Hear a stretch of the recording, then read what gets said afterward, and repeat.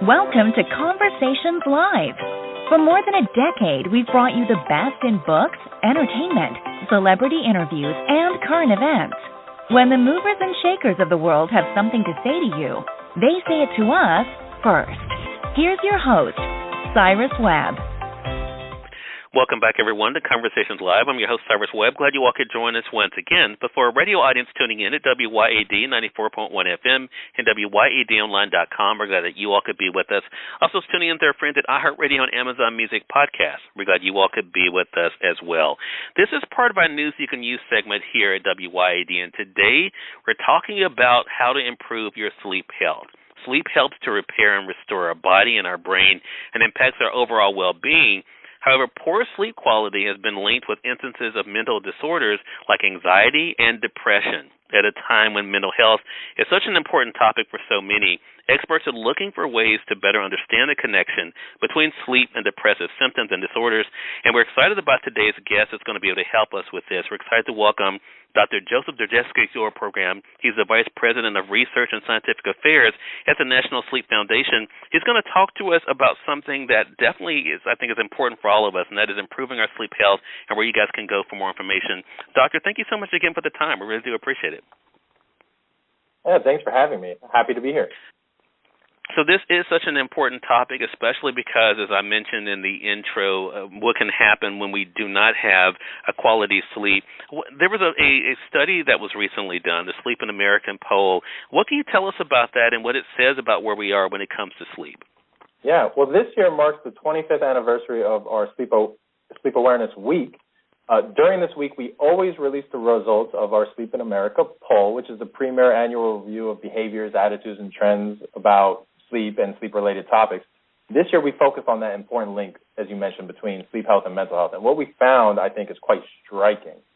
First, we found that over 90% of adults who have good sleep health also are free of significant depressive symptoms. So that's the positive side. However, nearly 7 out of 10 adults who experience dissatisfaction with their sleep also report mild or greater levels of depressive symptoms. In fact, individuals who have difficulty falling asleep or staying asleep just 2 nights a week, so not every night, just 2 nights a week, also have higher levels of depressive symptoms.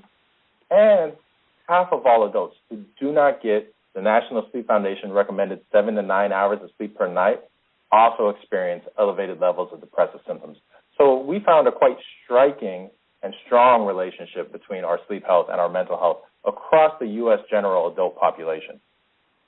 Wow. Well, I can tell you I don't get probably the proper number of hours of sleep. And I'm working on it. I'm working on it. But I'm so excited about the day, and I always end up waking up early. But so let's talk about why it's important, though. Why is a good night's rest so important for our overall well-being? Yeah, well, I think we like to think about sleep as a foundation for us to live our best lives. Good sleep sets the stage for our mental health, physical health, social connectedness, and well-being. It really allows us to go about the day in our best way possible. And when you think about the relationship between sleep health and mental health, certainly a two-way road. And what I mean by that is that individuals who are experiencing poorer mood, they tend to maybe lay around in bed a bit more, not get exposure to bright light, not be as physically active. And we know those things can result in poor sleep. But the opposite side of the coin is also true. Following a night of less than ideal sleep, you might wake up and interpret the day's events in a negative fashion. You might be less likely to acknowledge or see positives as they occur. So a poor night's sleep can also shade our lenses through which we view the world. Interesting. So with that being said, and again, as you mentioned with the Sleep in America poll, we see the importance, of this. How can our audience then improve their sleep health? The National Sleep Foundation is committed to helping anyone and everyone be their best self. And towards that goal, we recommend 6 small steps that everyone can engage in. 3 steps during the day and 3 at night. The 3 daytime steps are things like getting exposure to bright light, especially in the morning hours, becoming more physically active, exercising several days a week, and eating your meals at consistent times each day. At night, we want to encourage people to avoid the nicotine, the alcohol, the caffeine, and heavy meals before bed.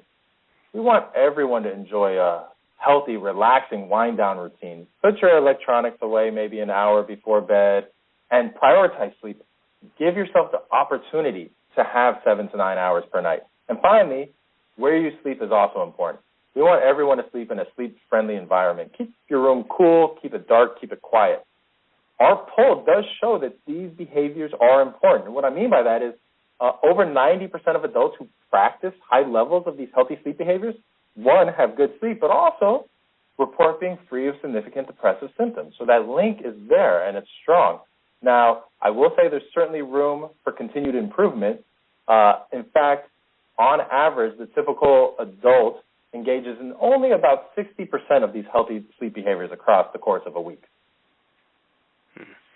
Well, it's something definitely to work on, and I am working to try to sleep more, but it is not easy. It is not easy, and I think that's the point, right? I think that's why this information is so important. It may not be easy, but you're definitely showing us why it is necessary. Again, everyone, Dr. Joseph Dzierzewski is our guest. He's the Vice President of Research and Scientific Affairs at the National Sleep Foundation, helping us understand this year's Sleep in America poll, but also the benefits of getting a quality good night's sleep. Doctor, where can our audience go for more information? Yeah, we love all your listeners to visit us online at theNSF.org. We've been the public's trusted source for all things sleep and sleep health related for over 30 years now. So we'd love for everyone to visit us at theNSF.org for more information. All right. Well, thank you again for the time and the great work you all are doing, and looking forward to speaking with you again. Thank you for having me. Sleep well. Okay, glad to. Thank you. I appreciate that. And we thank your audience for tuning in to another great segment of Conversations Live, part of a News You Can Use segment here at WYAD.